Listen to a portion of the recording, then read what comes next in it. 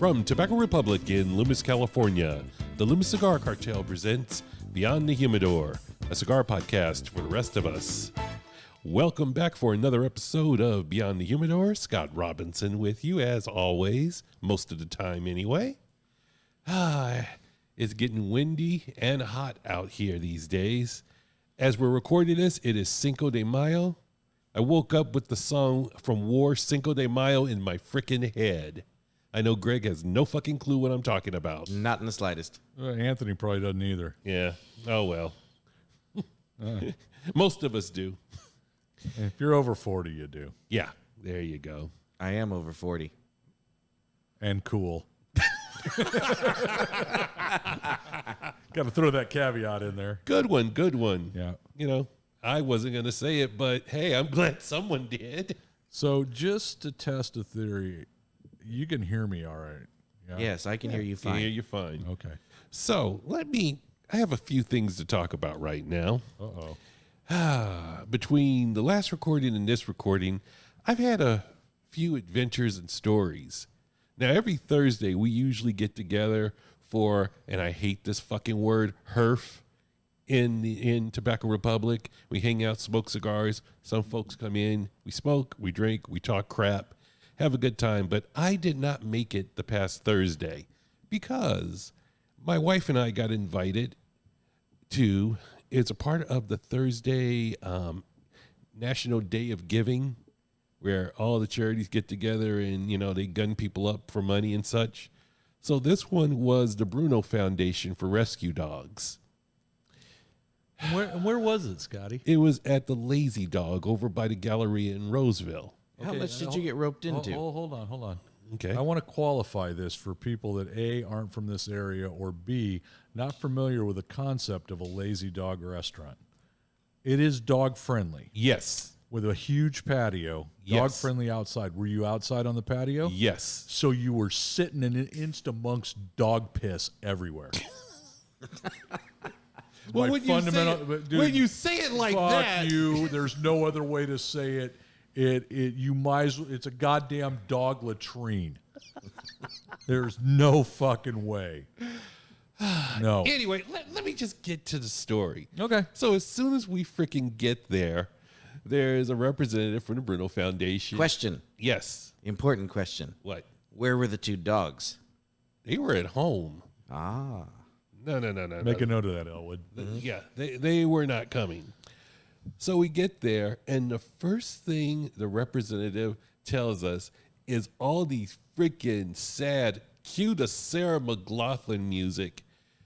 First of all, she's like, oh, yeah, welcome in this. And then she says, oh, these puppies over here, their mama was abandoned at the shelter, and they didn't want the puppies, so we got them. There are about 8 of these little 4-week-old puppies just laying there, and one of them was a little white puppy that was deaf and blind. What the hell was that? That would be my youngest sibling texting me. Oh, good Apologies. Lord. Speaking of, now that I'm thinking about it. Please silence your phones during the movie. So anyway, they start this like the showcase of misery for dogs. if this ends up to you adopting a puppy, you are out. Oh, God. So then there's the other 2 puppies, and they were little Aussie cattle dogs, one laying on top of the other, and they were so quiet and so sweet. And then the woman picks it up out of the enclosure and hands it to me. The fucking dog lays on my shoulder, but not before licking me and then laying on my shoulder. Hey, Knows a sucker when he sees one. That's the 80s equivalent to, hey, bro, try the Swede. Then they had some other dogs. All these dogs had a sad fucking story. I'm looking at Sue, and I'm like, well, if we got that dog, we'd have to take both of them because they were laying on top of each other, all nestled up and close together. We can't separate them. There's no, number one, you need another dog like you need to be shot in the foot. Number 2, why would you adopt a dog from Wish, for Christ's sake? I mean, this just sounds like a bad idea from the get-go. God. Yeah, then Sue was thinking the idea, saying, we could foster. No! It took all my will not to leave there with a dog or two. It was so fucking back up. hard. Hold on. Okay, It took all your will to not let Sue leave there with a dog or two. Oh, I would have taken a couple of them home. Yeah, I'm just like, you sick fuck. yeah. But no, you hear these You had a sad 12-step stories. program for this fucker. Clearly. You hear these sad fucking wife was stories sad, too. about these dogs. It's like, this little guy was left out in a field. This one was, they were locked in a house for 14 days. Well, Larry, he's sympathetic, you realize, because Reno was found in a field. Yes, he was. Yeah, I remember that story. Yep. Reno is the lesson in there is no such thing as a free dog. Yeah. That was not a free dog. Amen, sister. So, yeah, that was my adventure Thursday. The other thing I wanted to bring up, I was out with some friends on Sunday, and they were telling me this story about this, and you can relate to this, Greg. This guy, well, no, you can't, because this guy was married and his wife croaked, but he's back on the dating scene after a couple of years. Okay? So, finds a young lady, or middle, old, I don't know. I didn't get ages, and I'm not naming names to protect the innocent. Gets together with a woman. They go out on a date. This is a first date, mind you. The first date goes very, very well. They go over back to his house. They're in the living room. And as the urges begin to build up, they go to the bedroom. She's on the bed. He goes into the bathroom. Now, remember the first part, that what I told you about this guy. He comes out.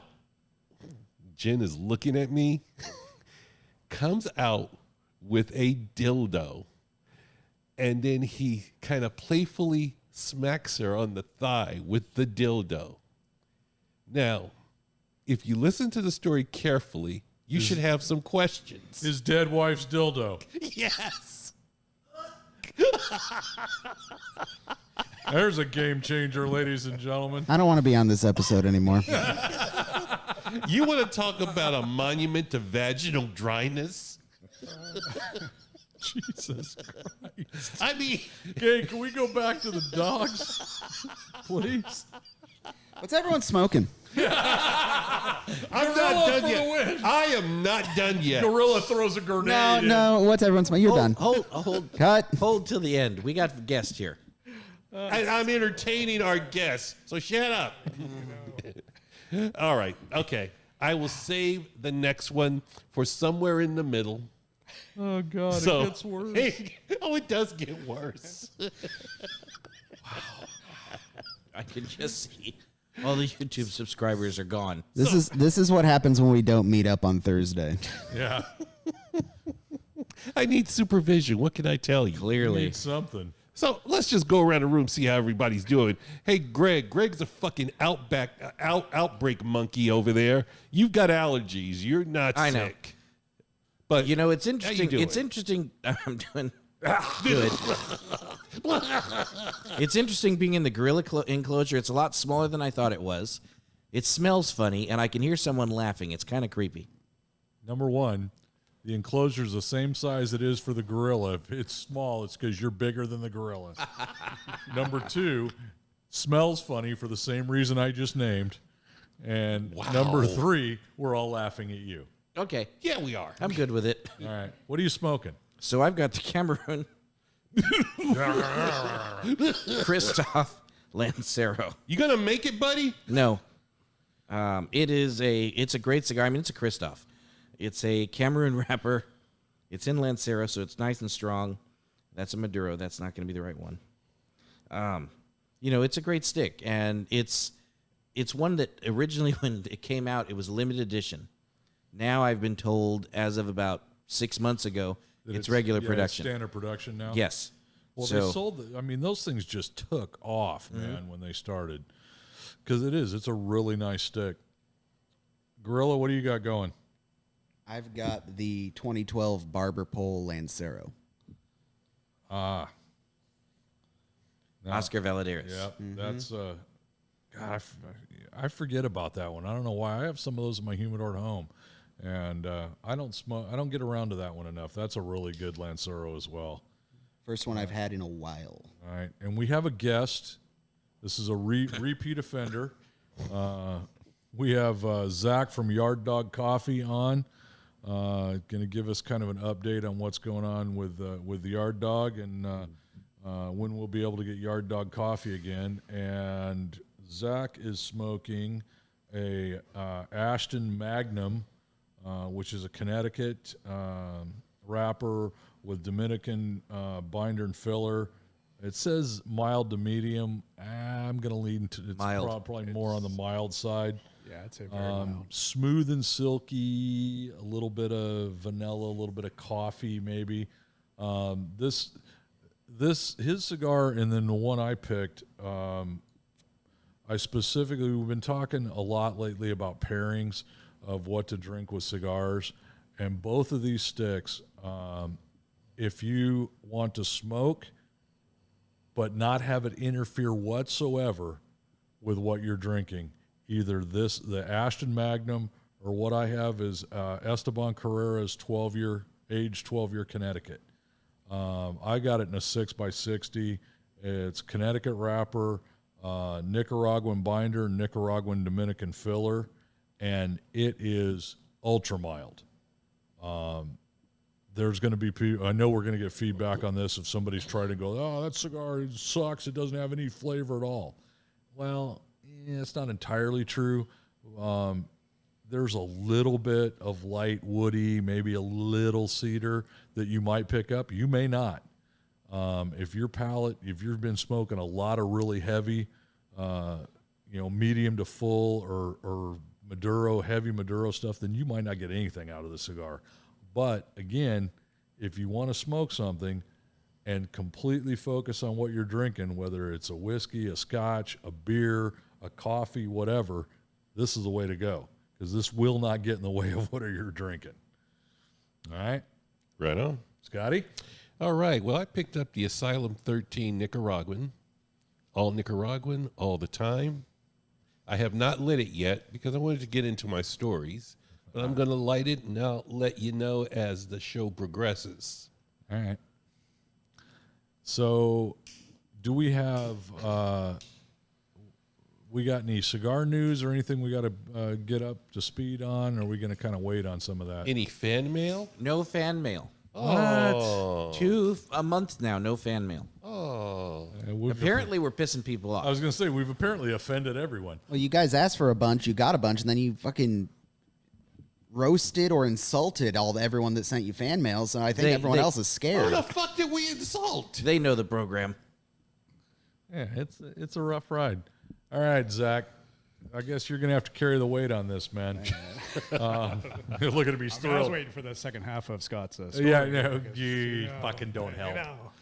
It's coming. So the rumor is that eventually we're going to be able to get more Yard Dog coffee. It's going to happen. Okay, so the backstory is a little bit on this is Yard Dog has been kind of on a hiatus because the entire operation is leaving California. It will be leaving California within 30 days. Damn, short timers. Wow. Yeah. So Yard Dog Coffee is going to Tennessee. It is. But we will still be able to ship nationwide. There we go. All right. Just once I get set up and get it going. And All right. Now, is there anything new in the works, or are you just going to kind of concentrate on getting the old standbys up and running? I'm going to start with just the old standbys and then try to do a little bit of research and find some top-notch coffees. And All right. I'm waiting for the Kopi Luwak to come into play. I still do want to try some of that. So, yeah. Oh, I'm still for sure. the Mexican. Yep. Poor Larry's sucking on Mexicans until Yeah, he make yeah. more. Is he really? Oh, I'm sorry. Beans.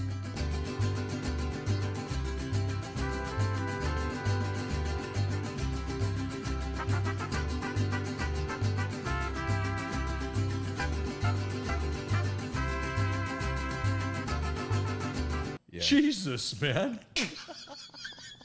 Yeah, that Mexican bean Look pie. at grill is done. Grill is out. Yeah, you could just thrown Bean in there just to help a guy out. Huh? Oh, hey, sucking Mexicans. What? Jesus Christ. Sorry. Yeah, I can tell. Something tells me the beaver breaks are gonna It's happen. It's all beaver. All the time. What, before or after we called the paramedics for you? After Happy Cinco de Mayo, everyone. So, all right. So I'm on the list. I've been told, the matriarch of the program is sitting over there off camera, nodding feverishly that we will be getting more Mexican coffee. Yes. Yes. The Mexican and the Colombian. Those are my two go-tos. And Yep. she's not been happy that I haven't been roasting.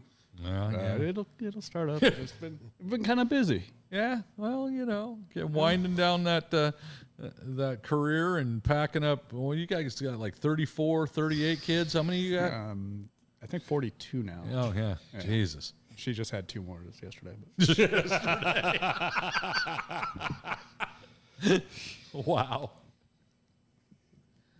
no, it's like 6, isn't it? It is. Yeah. We Okay, got there we 6. go. Yep. Now, how many animals are you transporting across the country? Well, somebody keeps adding to them. Not the 6 kids. I don't know. You have 6 dogs? No, we have 4 dogs. 2 Just cats. 4. Yeah. Well, it was 3, but then she fell in love with another dog, and like, oh, here, surprise. Kind of goes along with Scottsville. Yeah. Yeah. I know. I but, get you it. know, I would laugh, but I get it.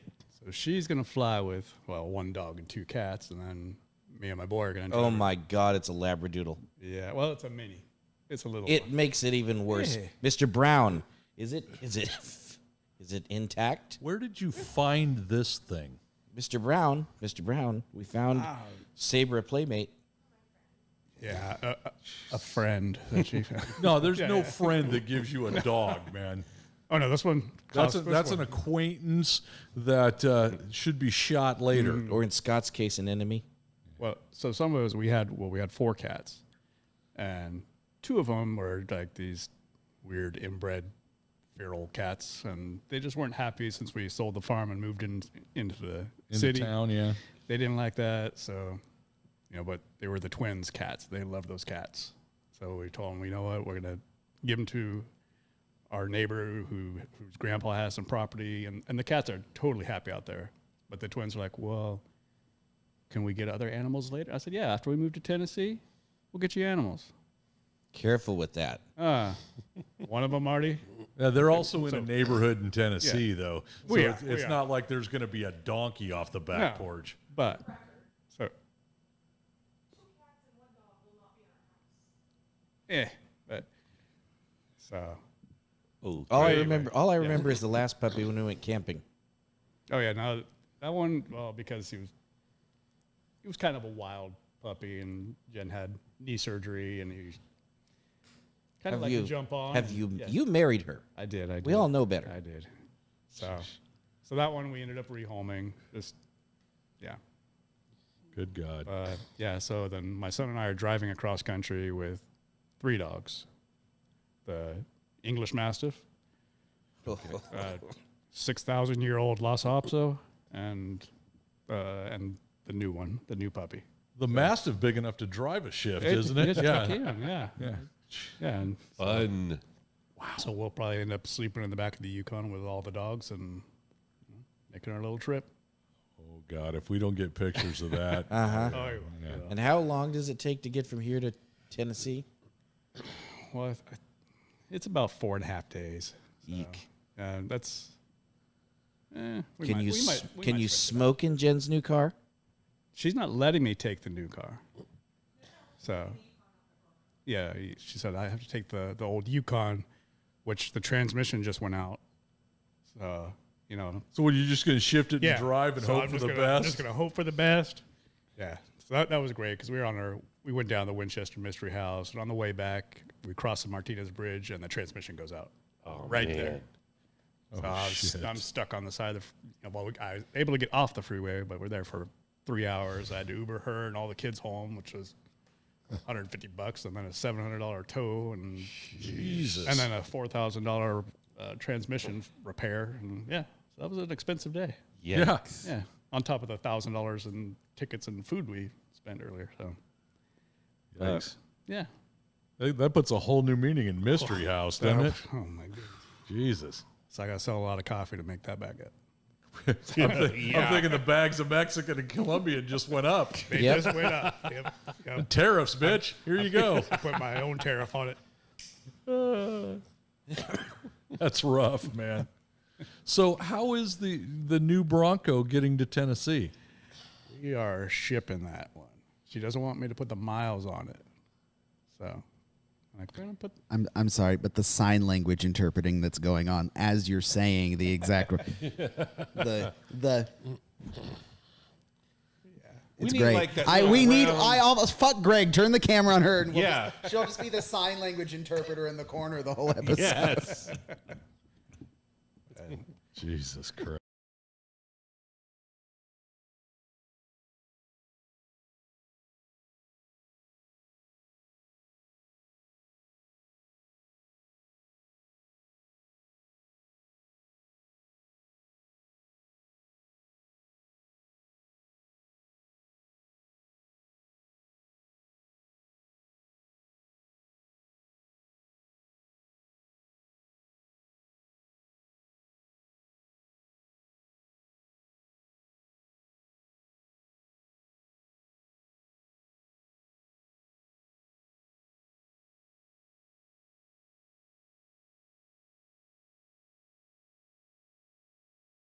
What the hell is E? What was that's your horn?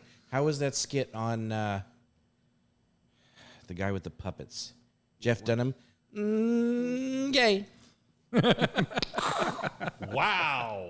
Jesus. That's not very nice. Yeah, He's we're the not one ni- that bought the Prius. We can classify that as a Prius now. What? Means emission standards. What was that? I didn't get that. I'll subtitle it. emission standards. Starting to sound like RFK Jr. over there. This week's cigar is really great.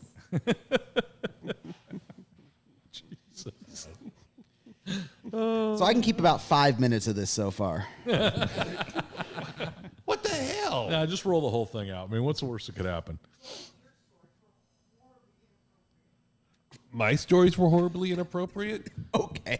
I'm really sorry that I offended and disappointed you. I feel really bad now. Hold on, Scott. We may need to take a look at this because if she thought either one of those stories were horribly inappropriate, that's setting a pretty high bar. You Well, know wait what a I'm saying? minute. So the dog one was inappropriate, or the dead wife's dildo?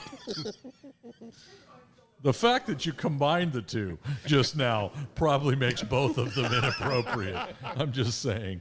Dude, the gorilla's head's going to explode in a minute. Why are you acting like a television censor? You can't show that. Live on Just Channel the- 3. Just the silence and the disgust from the gorilla. I don't like being on this side. I like being over there.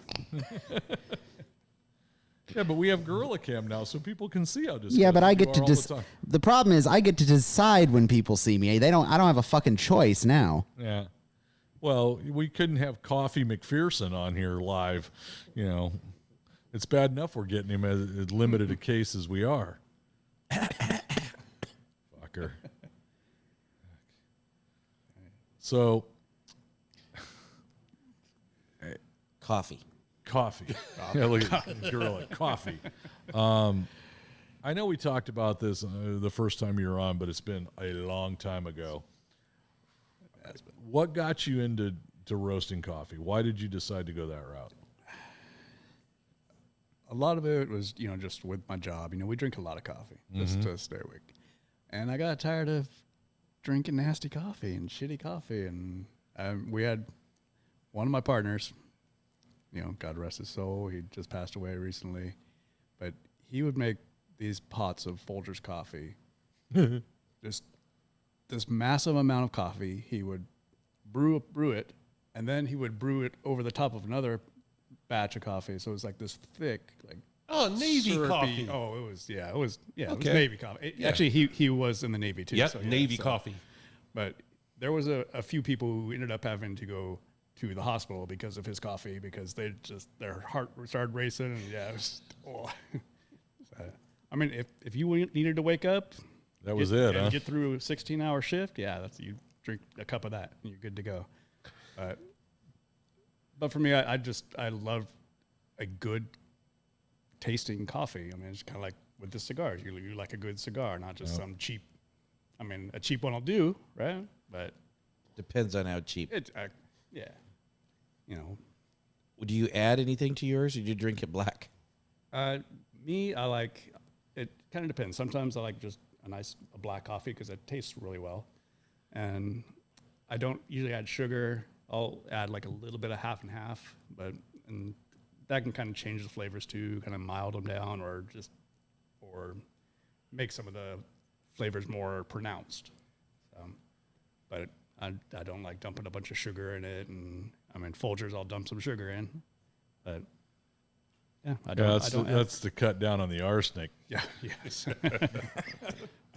Yeah, and most of those coffees are made with cheap beans also, so they're there's not. You just get a burnt flavored coffee. I mean, Yeah. and so many people love that coffee because that's all they've ever known. And Well, there's a famous chain out there that over roast their beans as a habit. yes, they do. And it's one of those where you drink theirs versus where I like to go to get it. But mind you, convenience is a thing. But but it's one of those where it's like, why? I know there's a reason to roast it bold and then push it beyond that. But it's, I don't want to add sugar. I don't have to. Yeah, exactly. Well, and that was when I kind of crossed over to buying just coffee and beans and grinding your own. I've pretty much always drank coffee black, but it was a surprise to me when I got gifted a bag of beans, and do you have a grinder? Yeah, I've got a grinder. And I thought I'd actually done something wrong when I made the first pot, and I'm like, this is so much better than the coffee that I've been buying, whether it was Folgers, U-Ban, whatever. Damn, U-Ban. But even like Bustelo, it's a decent coffee. Yeah. I run pods through the Keurig at the shop, so I don't have to make a pot. And that's a pretty good coffee. But yeah, I was surprised by how much better getting even a middle of the road bean and grinding it yourself and roasting it was. So then we kind of just stepped up again.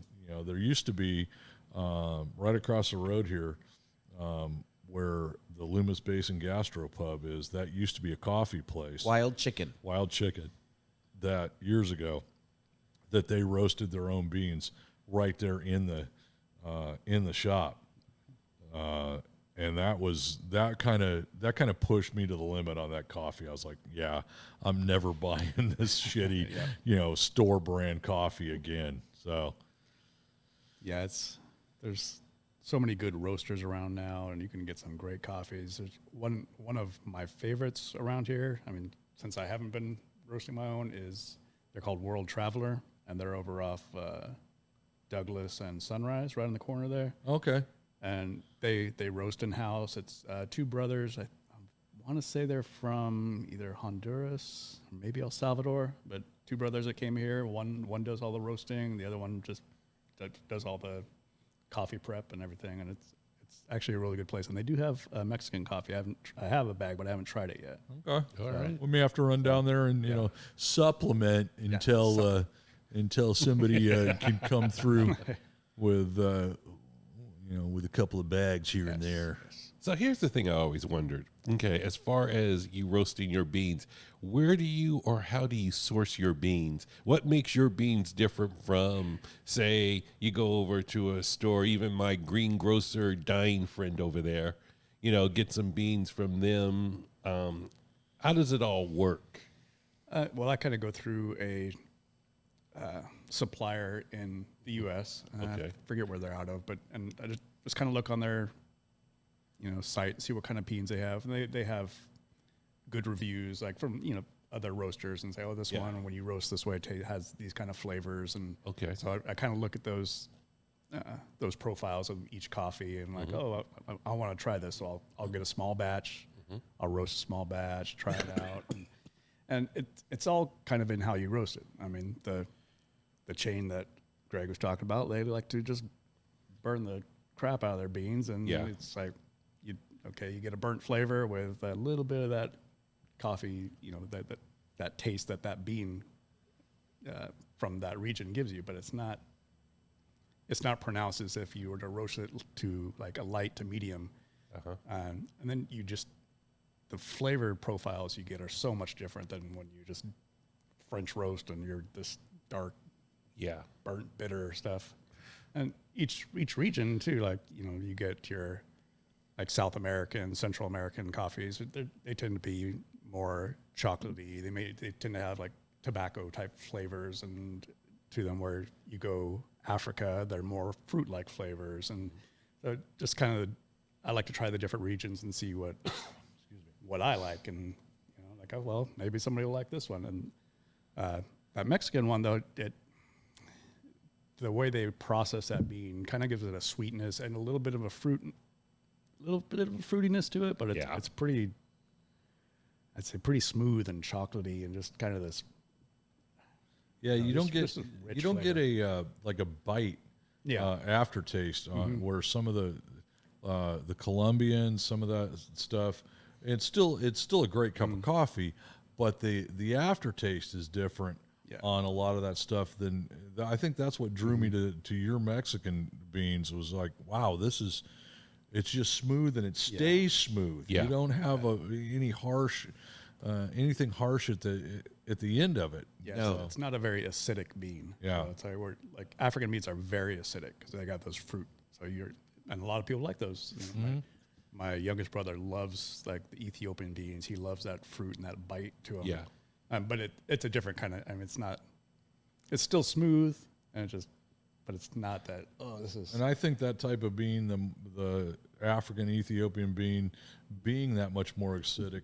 That's a little harder on your stomach too. For sure. So if you're drinking coffee first thing in the morning, or you're trying to stay awake overnights on graveyard, you better not be doing that on an empty stomach, or you're gonna be hurting later. Yeah. For sure, you'll be getting some acid reflux going on. Yeah. Oh, That's not good. Yeah. Now, Greg, do you drink coffee every day?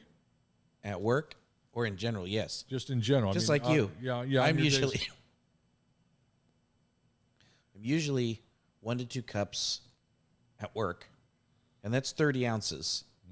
And there I will do milk and a bit of sweetener because it's that chain, which we all know what it is. But at home, I've got a Colombian roast that I will put in my Keurig. I've got some of Zach's Mexican left, a little bit that I can grind up. And I'm probably storing it wrong, which he'll probably yell at me, but that's a question for later. So, yeah, I do drink it every day and throughout the day. Coffee for me is just not a morning thing. Yeah. It could be brew a cup, pour it over ice, and enjoy it in the afternoon. Yeah, I don't know about the whole pour it over ice thing, but I drink coffee all day. Can't do Gorilla, have you had more than 3 cups of coffee your entire life? Probably not, and I couldn't tell you when the last one was. Okay, fair enough. And yet here I am. Yeah. And yes, sir. You are occasional coffee. I'm an occasional. When I first started I had an engineering gig in Sacramento, relocated out here, and I was part of a coffee club. I was drinking probably 6 cups of coffee a day, just to just keep the edge up and keep going. Yeah, that's normal. I would agree. But now it's occasional, and then I'm doing this new thing. So I like to have a little creamer and sugar in mine, or like a flavored creamer. So it breaks my fast. So usually it's like I'll eat late, like at 9 or 10, and by that time I'm like, I don't want coffee. So I kind of wait for the weekend, perhaps, and I'll have a cup while I sit on the balcony and smoke a cigar. I will say I am an enigma on scout outings as an adult leader, because one of the literally the first thing every morning is who's boiling water, who's got the coffee, who's boiling water, and I'm like, don't look at me. I don't need that shit to survive. Well, it's like it's the It same took thing. one trip of me being grub master for the other adults in the troop to go, wait, you don't drink coffee? No. Did you bring coffee? No. Oh shit. Everybody's like, There was an emergency run into town that morning. We had that too on a hunting trip. We left a box behind, which happened to have the coffee pot and the coffee in it. So it was a mad dash 12 and a half miles out of the backcountry into Clear Lake to get a coffee percolator and coffee. And to be fair, I did not do it on purpose. I am not a coffee drinker, so I did not think to bring coffee. It's essential. That's the first I was thing. almost killed. packing grounds around your cheek and gum. That's well, when we're all camping together, that's the first damn thing Larry and I are doing when we wake up. In fact, I have it ready to go the night before. So all I have to do is get up and turn the fire on. Yep. That's where I have your coffee. I have it in my trailer, in my camper. Well, it used to be my giant RV. Now it's my humble trailer. And it's a treat for me. Break out your coffee, grind it up. There's something about grinding the beans. I just don't do it at home because I only drink like a cup at home. So it'd be kind of a waste. But when I'm out camping, I'll make like a full pot and drink on that. It's good stuff. I got this little coffee story. I flew out to North Carolina in January to hang out with my brothers, and we drove to my brother's cabin, and we got snowed in, and the power went out, and we had a little bit of coffee left over from the day before, and my brother's like, "Oh, well, I can heat up some coffee or heat up some water, a little bit of water that we had on the barbecue." I'll just put coffee grounds in this little thing and I'll shake it up. So we're like, okay, that'll work. And he's over there. He's poured the coffee in the hot water. He's shaking it up over the sink and the lid pops off. And that was our coffee for the day. It was all down the drain. I'm like, Oh, man. To be fair, you know, Quick, open the U-bend, open the U-bend. it was snowing outside. You had water. yeah, true, but Yeah. yeah. So, yeah. Just watch out for the yellow They snow. didn't have coffee. They weren't in their right mind. Right. Yeah, it was, it's 50 degrees inside the house because we have no heat, and we wanted our barbecue coffee. No. My favorite scout-related coffee story, and I got to tell this to the person it's about for the first time a few months ago, and he laughed. When I was 17, my last year as a scout going to summer camp, when it's your last year at summer camp at 17, you pick one or two classes, like merit badge classes do, but the rest of the day you're just like the cool older kid hanging out. Me and a couple of my buddies were doing that, so like we didn't care. We were just hanging out for our last year of summer camp. Thursday morning rolls around. I'm one of the first ones up. Mr. Eggert, the Eagle advisor at the time, the guy that kind of kicked my ass across the line to finish my project. He gets up. He was the leader in charge for the week. He's in his scout shorts and a tank top. He wakes up, and I go, "Good morning, Mr. Eggert." He just puts his hand up, walks over to where one of the other adults had already started coffee, pours a cup, takes a big sip. "Good morning, Anthony." Like he's like he couldn't deal with me yet. Okay, I have a coffee story, and it was played out right on this show. I think you guys can remember it. Oh, God. On the way to record this show on a Sunday or Saturday or Sunday morning, I can't remember which, I stopped by a purveyor of coffee, probably the one that Greg speaks of, and I got like a 7-shot. 6 or 7 shot coffee, and I came in and did the show. Somewhere in the archives of Beyond the Humidor is me. Yeah. We actually gave him alcohol to tone him down. Yeah, It hit about a third of the way into the show. All of a sudden, his pupils just go. He's like, yeah, it's a good show, yeah. I got to get some more of that coffee on the way home. I'm like, no, you don't, dog. Just pump the brakes. That was a fun show. For you. I didn't know I'd had Kona coffee before. I thought, because you see it, it's Kona, and then you read the label, it's 0.001% Kona. Yeah.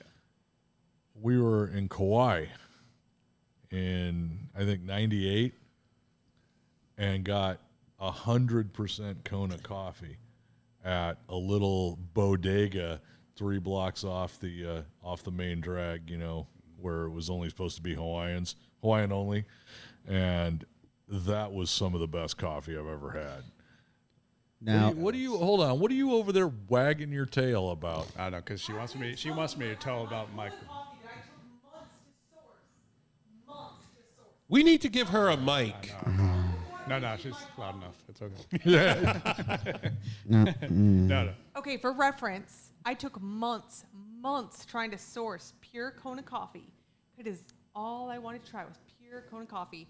Zach can take it from here and tell you what he did to my Kona coffee that took me months to get. Oh, damn. I had started roasting it, and I was like, I'm going to roast this much, and I'm going to bag it up, and, I'll sell it for a little more. But I had 2 coffees that I had gotten, because somebody asked me to get, because he has like a problem with caffeine, so he asked for some decaf. So I ordered some decaf beans, and they taste pretty good. They're from Guatemala, and but I'm making the Kona, and I weigh everything out, and I wasn't paying attention, and I had like half Kona and half decaf, and I'm roasting them together, and then as soon as I was done, I just totally ruined the 100% Kona. So I mixed decaf and Kona, and it tasted good, but it was just not. Yeah. But I don't know. and I seem to recall the '98 trip was just you and Mom, right? Or was it because No, the '98 trip was just Mom and I. and then we went? Did we go in like 03, 04, 05, somewhere in there? Let's see, 03, I think. Yeah, because it was before the Disney trip in 05. So yeah, in 03, I'm pretty sure we spent a solid 2 hours at one of the Kona. I distinctly remember sitting at like the little shack outside the farm while you were doing the math of how the bags are this big square. My suitcase is this much volume, minus clothes. We can leave the T-shirts here. You were trying to math out how much fucking coffee you could stuff in your suitcase. Nope.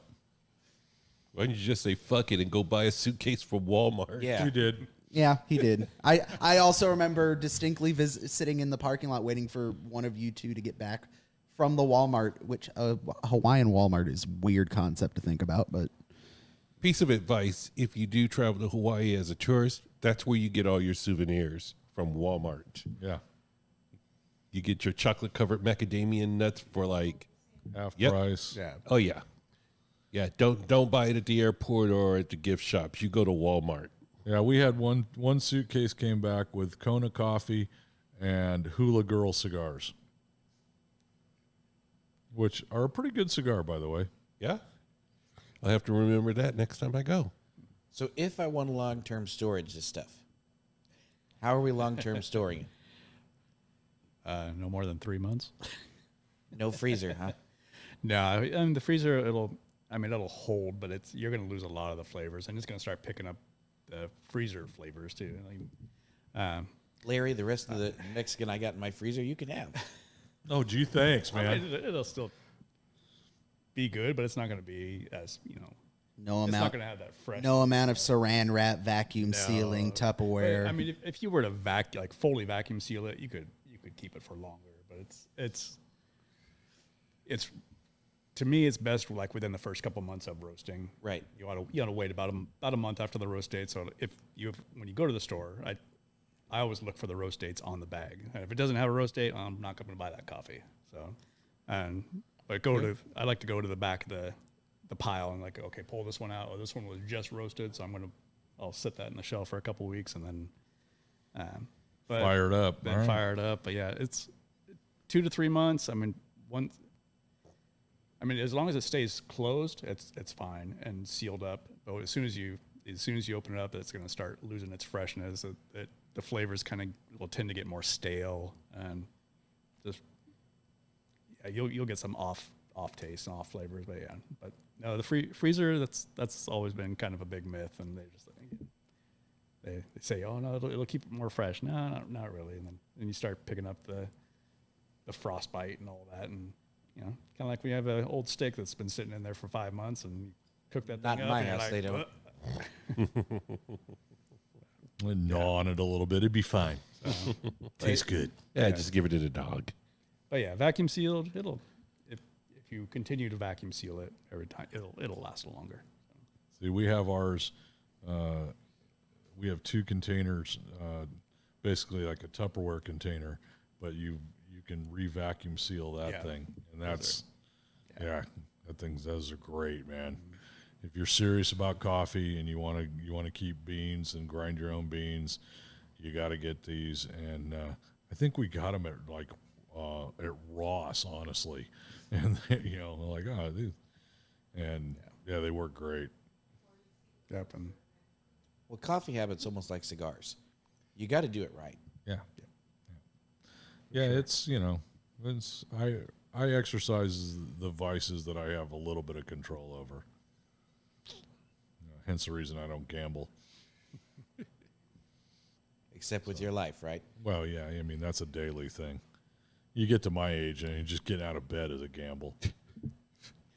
I threw my back out washing dishes 2 days ago. Yeah, just stayed in bed. Yeah. Oh man. Hey, you guys got 6 kids, man. How in the hell are you washing dishes? You ever watch them do it? Yeah, exactly. You got free labor right there. I go to put away their dishes. They're covered in bacon grease, so you couldn't use hot water or soap. Your dishwasher broken? No, I mean like You got 6 of them. I know, and they're all in the house right now too. Jesus. Delegate some responsibilities here, man. They do it wrong. Yeah. I know. I've been doing all the laundry and stuff, and I told her, you're folding the towels wrong. So I've been folding the towels the same way for the last 28 years. I know you're doing it wrong. I mean, I'll fold them. Yeah, That's it. We're wadding them son of bitches up, putting them in the closet. That son of a bitch don't like it. He can do it himself. That's basically what it looks like when they do it. I have to pull everything out. Let me refold this so the towels actually fit in the closet. Damn, she got you trained, dog. Look at that shit. Yeah, see, it's the other way around. I fucked up one load of whites. I'm not allowed anywhere near the washing machine.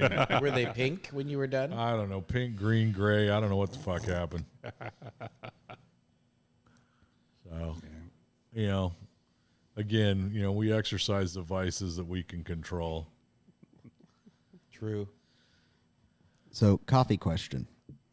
Why does insert name of big chain here over roast their beans? Is it incompetence? Is it malicious? Is it a cost saving measure? Is it just why? Why would you do it? I can actually tell you what I was told by someone higher up in that chain.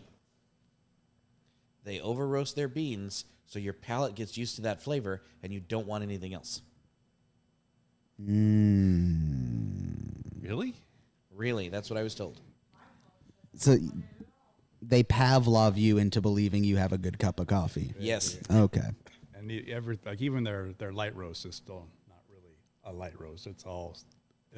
And some of it has to do with the beans they purchase too, and like they do buy decent beans, but they don't buy good beans. They don't buy the top of the line. Exactly. They're kind of middle of the road. They're just the middle of the road, and they're like, well, if we char them up, then everybody gets like Greg was saying, they just get used to that flavor and that feel, and like, oh, this is how it's supposed to be. Or if you go to like the little mom and pop shop down the road, and they're roasting good quality beans and how they should be roasted, and It's a whole different experience. Completely different. Did see so the Mexican beans, those, I love those beans. I saw the same bean.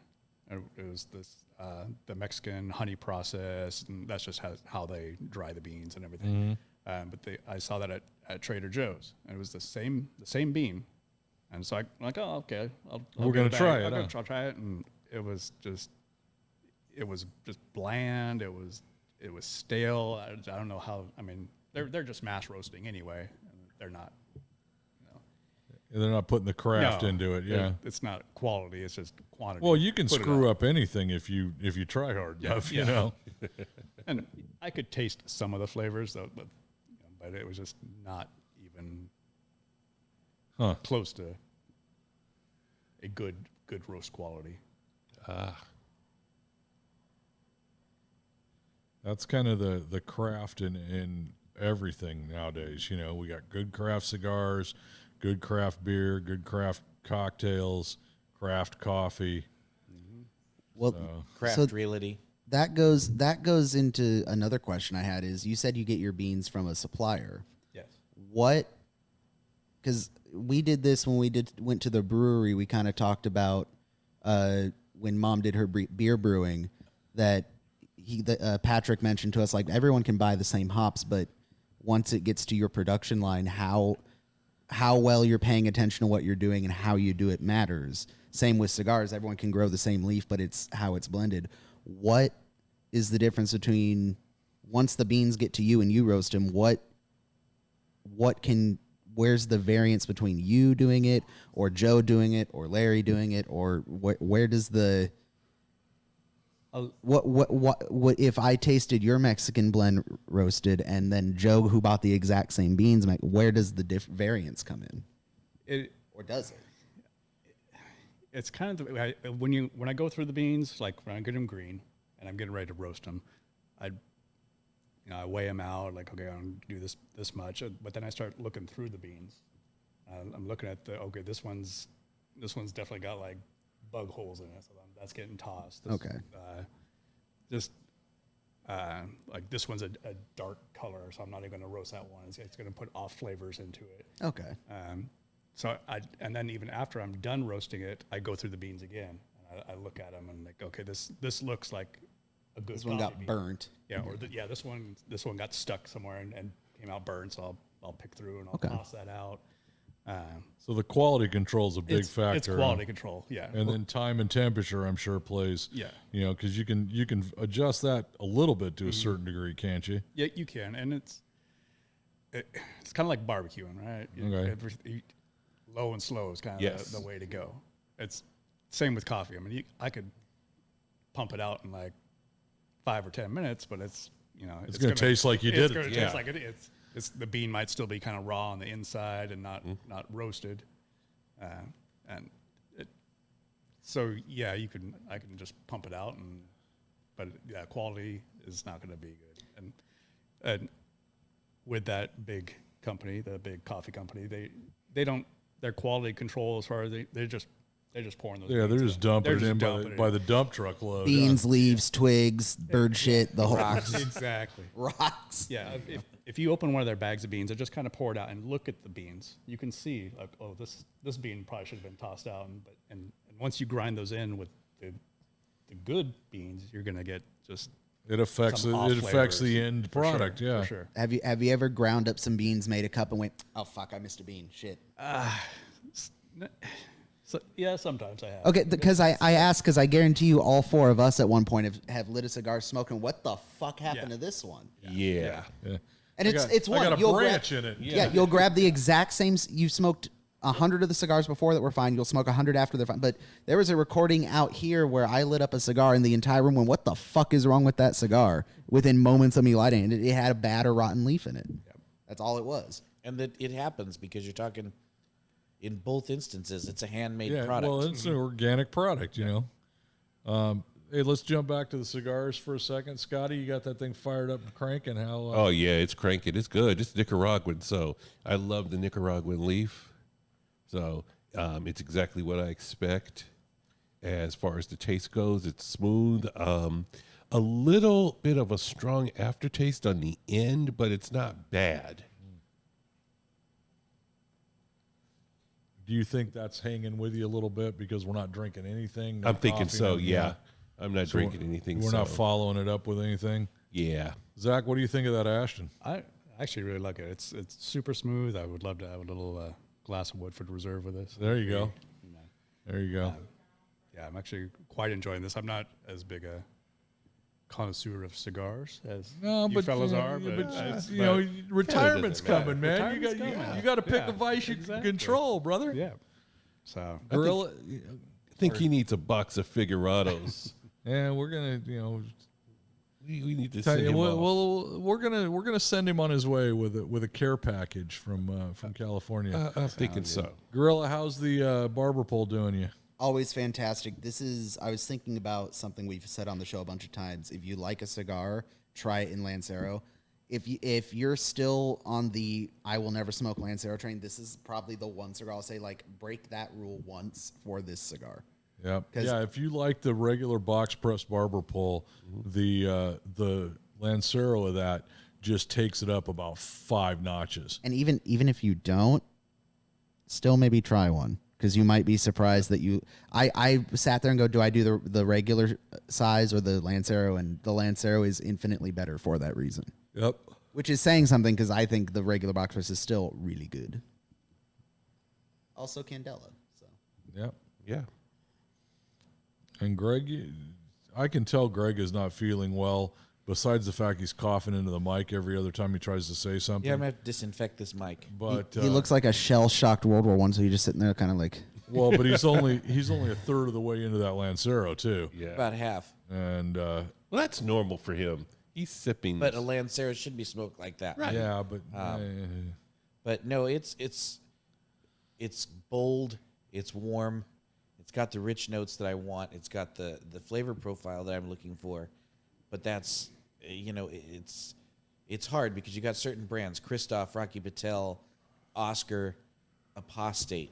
You know exactly what you're going to get, and it's 9 times out of 10 that same every time. yep. Yeah, So it it's doesn't one of vary those. a whole lot. No, and I think that's a testament to their quality. Well, are we about ready to wind this up, ladies and gentlemen? isn't there a second half of a Ta- story or tacos? something? Wait. Yeah, There's like another half of a story where they're into the story, Mr. Robinson. all I'm right. just saying, So, I'm just saying, we got to finish the Since- story. You started it. We got to finish it. all right. Well, our dear friends are leaving within 30 days, going to a nice little neighborhood in another state. Wishing you the best, but there will come a time, as it's coming at a time for Tiny Wife and I. We were over at Sun City, and we were actually considering getting a place in Sun City, or wherever we move to a retirement community. Nice little spot, right? Well, I'm giving you this advice. Be selective in your retirement community and know the rules of the retirement community, or you could have some mishaps. So, piece of advice, if you're into this works out great for you. If you're not into this, you're being warned. So, there's a spot in Florida called The Villages. It's Florida's friendliest hometown. Are you going to dress up as the line pullman? That's the wrong village, man. I was going there. What the hell are you talking about? Village people. Oh, good Lord. Go take some medicine. Uh-huh. Dibs on the Indian chief. Yeah, please. They have, at the Villages in Florida, they have a code. And the code is done through loofahs. Oh, no. I know where you're going. You attach the loofah to your golf cart or to your car, and the color is a message to others who are part of your sub-community to let them know where your head's at. I'm out. What kind of activities you're into? Is this kind of like the pineapple? Yeah. Yes. Yes. God. Yes. Yes, so I'm going to share with you the loofah code. Okay. So, if you see a white loofah, that's for novices and beginners. Well, beginner old folks? Hey, I'm only 50. I'm a beginner. Well, for swinging, that is. Okay, let's talk about purple. Purple is voyeur and people who like to watch. Then there's pink. Soft swap. People who like to do it with others in the room. Then you have your blue loofah. That's the lowest level of full swap. Those who can play well with others. Then you go to the yellow loofah. This is your fault, Zach. The mid-level swap for those who want to have fun but are still nervous. I would like to be clear, there is no loofahs in our community, and I am the president of the HOA, and there will be no loofahs. I'm just helping, just in case you come across a community and you see loofahs, you know, hey, I'm out. But we have two more. Yes, two more loofahs. There is the black loofah, full swap. Those who say what the hell and let it all hang down. Ship Oh, yeah. sandbox, box of multicolored loofahs. And for then new lastly, house. and when I told Tiny Wife this, she got angry. She's like, why does it have to be this color? This is my favorite color. And if you've been in my house, you know the color. Aquamarine loofah? Teal. That was close.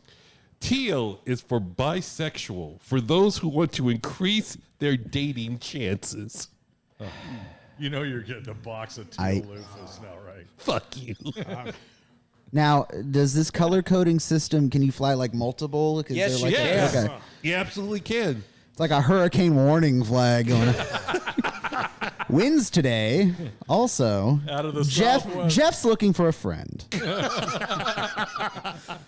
So I'm just being helpful here. No, give the mic. Give the mic to Jen because she has something to say. I have nothing more to say. There's just absolutely no loofahs flying anywhere. Oh, Well, sweetheart. if you ever happen into a community, if you decide to move into a retirement community, you know what the Well, loofahs mean. yeah, So you can point and laugh. If you're Just gonna stay selling, away from Florida, it sounds if you're like. listing something or taking Yes. taking a buyer, potential buyer to a community, this is important I information have to never have. have I ever taken a client to a community and had to deal with, does the drapes match the curtains? Do they have loofahs? No, that is not the kind of real estate I do. The drapes match the Well, Honey, this is just honey. adding to your knowledge. This just adds to your knowledge. This helps you to become a better realtor. Thank you, sir. I'm going to message everybody in the community and say, everybody put a loofah on your door when we Honey, get there. honey, Tim has the yellow loofah out. I don't think his date went well last night. We should go check on him. Wow. You This is a fucking straight people are weird. It is the next door neighbor that can have multiple loofahs. Yes, yes. Why? Because the pineapple wasn't bad enough. I think we need to make Oh, you little know- like 4-inch loofah magnets. They'll never see this anyways. All right. He's our next door neighbor in the new community. I met the second wife. He has multiple wives in his home. Huh? Yeah. So yeah. Damn. Is he Mormon? I don't Like think so. polygamy, or do the ex-wives just hang out? No. Well, because we were out. Oh, they're all there- current wives. Okay. Yeah, we were out there a couple weeks ago, and my boys playing with their kids, and this lady comes. I've met the wife, and then this other Which lady. one? The main one. The main one, and The OG. this lady comes out, and The OG. the kids are like, "Oh, this is Mama so and so," and like, "Mama so and so," and like, "Oh." Can't So tell this the is players Mama without a number two. scorecard, You know, man. in the pimping game, that would be known as a bottom bitch. Yeah, wow. She was pregnant, and like, there's yeah, Pregnant, brought in another baby. There's like, yeah. So There is not. community talks about There is not enough whiskey in that cabinet to deal with this today. I was gonna say there's not enough family counseling in the entire state of Tennessee for those children. but I think they're moving, so it's okay. Children, thank God. Oh, and Good luck to Anthony, them. you said on the last show the over and under bet for when they're picking a new pope. It's in 3 days. All right. So, Greg, we're going to get a white loofah for you and hang it on your car. Whatever. At this point, who cares? Oh, so you're saying you need a black loofah? You really want to test that theory, Mr. Robinson? Yikes. All right, let's wind this Is there a up. loofah for leave me the fuck alone? White loofah. That's the rainbow loofah. Ooh, oof, oof. That's the loofah that looks like a sheep. Leave me alone. Leave me alone. You know, not only pineapples but flamingos as well. Fuck you with all this. Hey, I'm telling you. Jesus. Who's the one that got all the flamingos outside their trailer? That would be my wife. Thank you. Jackass. She's gonna shoot me. Hey, she don't aim that well. I don't know. I don't want to test that theory. Yeah, me either, but it's a little late for that now. All right. So we promise to our viewers that when Yard Dog Coffee is set up and operational, Zach's going to reach out to us. We will put it on the website. We'll talk about it again when he's up and running. Maybe we can do a live stream of the roaster going. We could You do hear the that. banjo music in the background. They can, I believe, in fact, go to LoomisCigarCartel.com, go to the Our Friends page. I do believe I linked to his website from there. There we go. Look at that. There you go. So I know there's, Let me make sure the website's up and running. I know there's going to be some. I don't know I if know I that- paid that bill. Yeah, I know there's going to be some Idaho viewers that are going to be like, as soon as that roaster's running, let us know, Yep. because they've already said when I told them who was on the show, they're like, he does what? Well, yeah. And they're that's- coffee snobs. Yeah, I've got a couple of people too. Like, hey man, what happened to that guy? Because I got a bunch of those small bags. Oh, yeah. From you. Yeah. And it was like the crack sampler. Hey man, try this. Dude, people are coming back to the shop going, hey, man, you get any more bags? Yeah, on come on, man? man. Come on, baby, just one more Yeah, bag. help a brother out. So Can I smell your coffee at least? yeah, let's see. Jesus. Yeah, I'll keep you guys in the loop for sure. Right on. Yeah. Well, hey man, we appreciate you coming on. Yeah, as thanks always. for coming on, brother. Thank you for having And me. it's always a good time. Love the sign language back and forth. Oh, yeah. From Mrs. Yard Dog over there. Yep. Lawrence just keeps sucking on those beans. Yeah, fucking asshole. Yo, Gorilla, take me home. Gorilla. Oh. He's over there. Oh shit, Will. Hang on, let me go get up. Hey, monkey ass, take us home. Took great effort to push that button, didn't it? Look at him. You didn't let him lean over that far on a purpose. Surprised he Jesus. didn't fall over. But alas, the cigar is getting close to the nub, and I didn't have a drink, but that's okay. We know with the nub, it's about that time. So I want to thank everybody out there for listening, and on behalf of the Gorilla, Sicky McSickerton over there, Lawrence and myself, and Zach, thanks for coming along, and thank you everyone for listening. Check us out at LoomisCigarCartel.com. Like and share us on Facebook. Follow us on Instagram. Don't be a stranger. Hit us up at info@LoomisCigarCartel.com. I'm Scott Robinson, and on behalf of all of us, we look forward to chatting with you on the next show. But until then, stay healthy and safe, and good smoke, good drink, and good life. And watch out for them loofahs.